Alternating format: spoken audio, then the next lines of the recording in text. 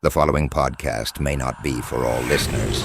Listener discretion is advised.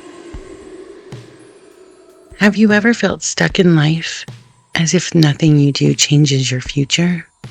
It's a kind of quiet horror, trapped in a cycle that never lets up.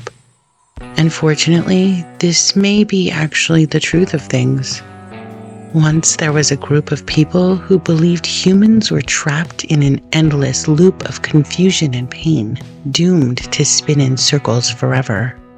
You are listening to Unexplained Realms, where we drift past the surface of things and peer into the mysteries underneath. In this episode, we're crossing the threshold from doubt into knowing. We will explore reincarnation through the eyes of the Gnostic, for whom life is not a closed loop of confusion, but a riddle with secret hidden answers.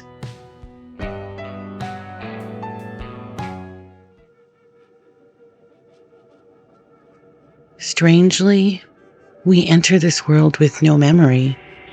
We are told who we are, told what's real and what's not.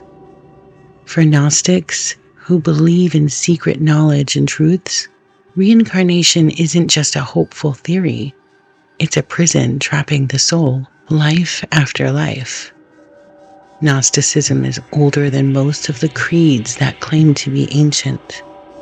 At its heart is the idea that the material world is a prison, and that the soul's journey through many lives is about escaping that prison and remembering who we truly are.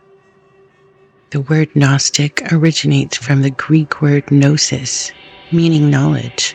But for the Gnostics, knowledge wasn't just information. It was a secret path out of the shadows.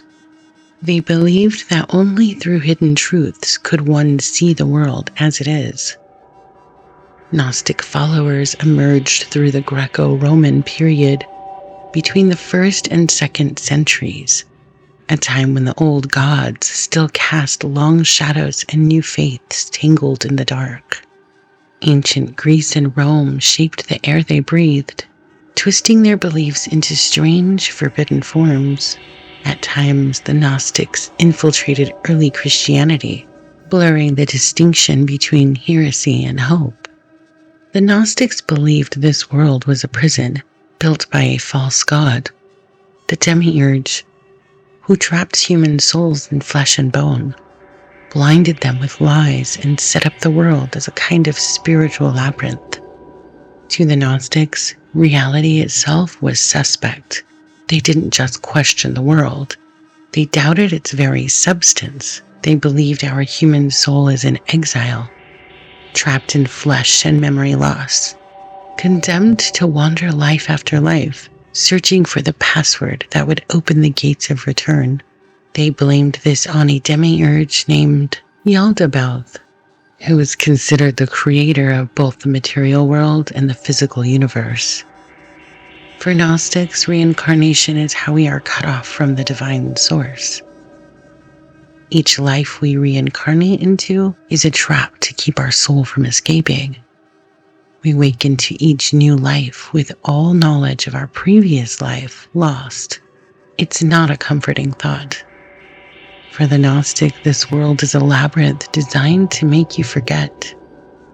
You can love it, hate it, or fear it, but unless you remember who you truly are, you'll be born again and again and again.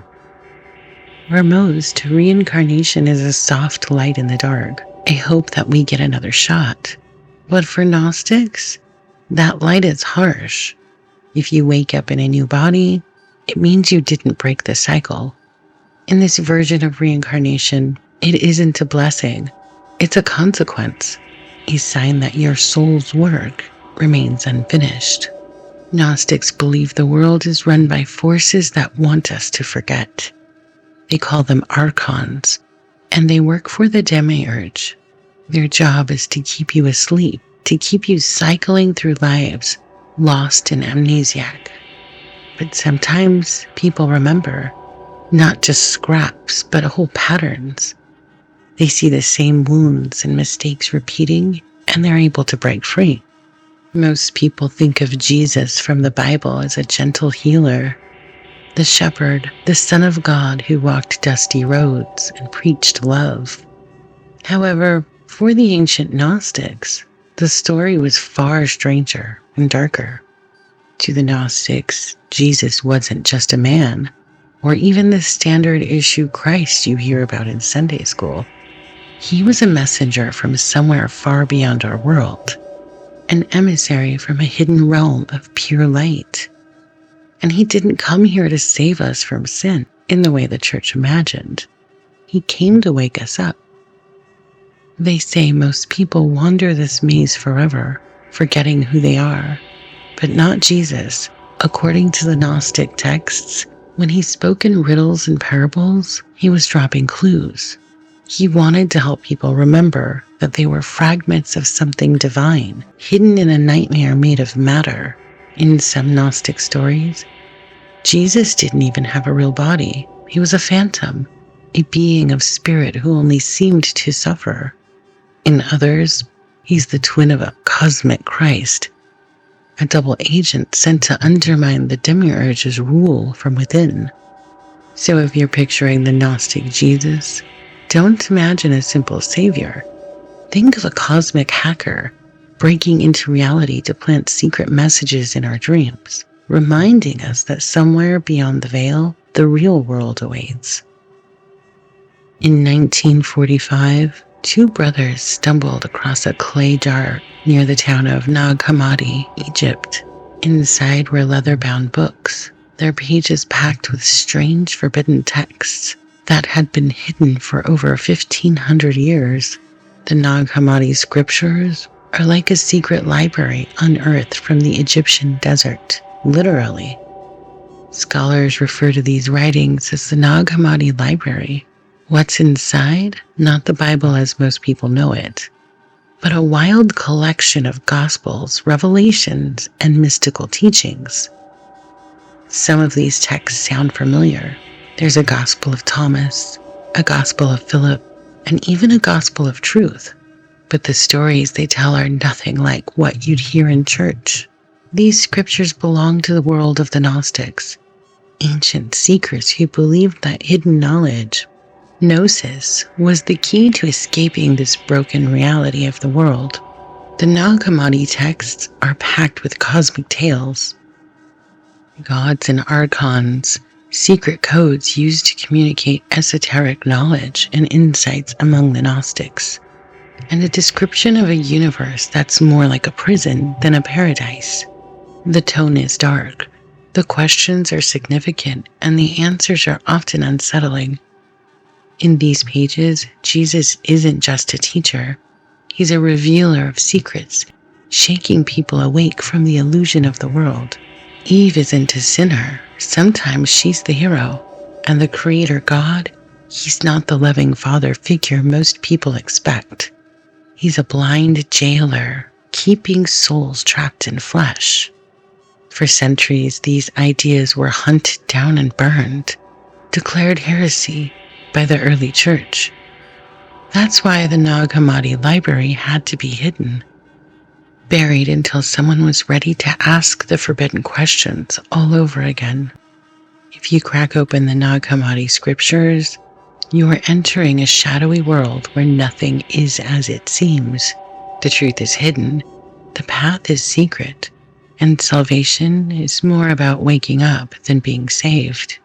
In the pages of the Nag Hammadi, you'll find a patchwork of strange voices, some familiar, some utterly alien.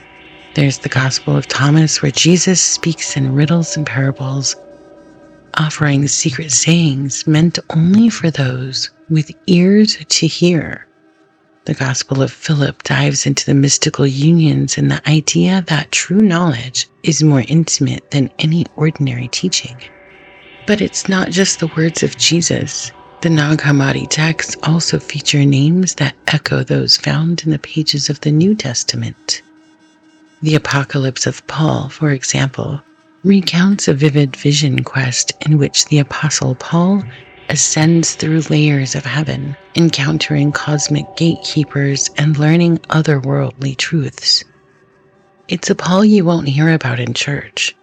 He's described as less of a preacher, but more of a spiritual traveler. The Apocalypse of Peter goes even further. Peter hears dark secrets about the nature of suffering and the hidden truth behind the crucifixion, hinting that what most people see is merely a shadow of what is actually happening.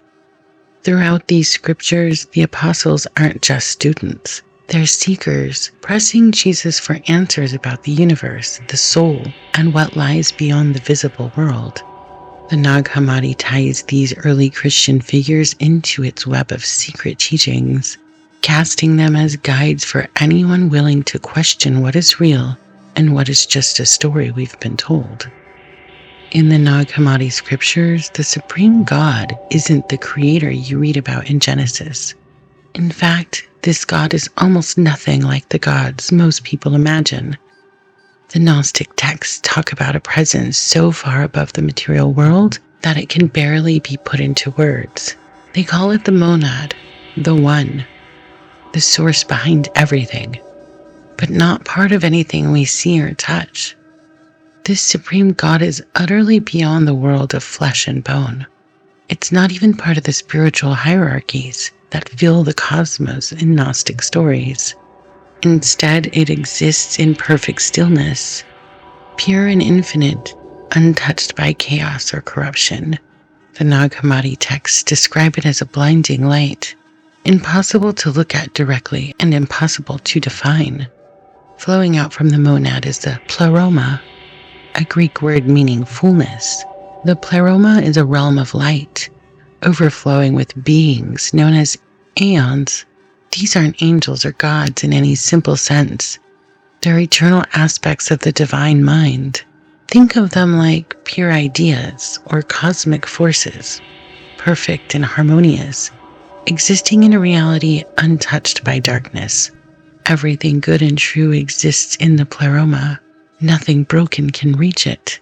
Our world, according to the Gnostics, is a twisted reflection, a place where the light has been dimmed and hidden, ruled by lesser beings who've forgotten where they came from. So when the Nag Hammadi scriptures discuss salvation, they're not referring to being forgiven by a God who resides in the sky. They're describing a return to the source, a journey out of the shadows through the labyrinth of a false reality and back into the unknowable brilliance of the One.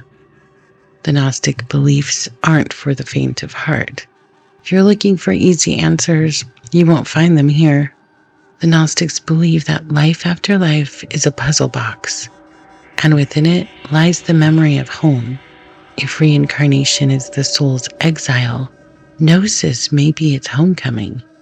What do you believe? I'm not really sure. So I think we'll leave this in the unexplained realms.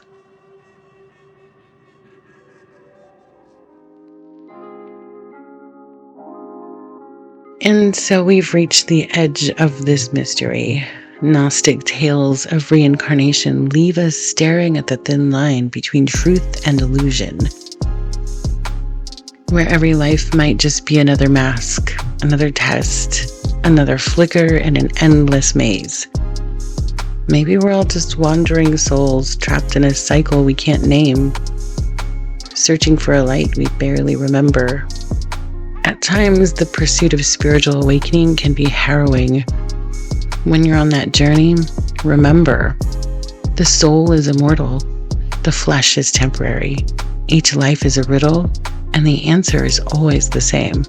Every pain, every joy is a lesson until you see the pattern and break free.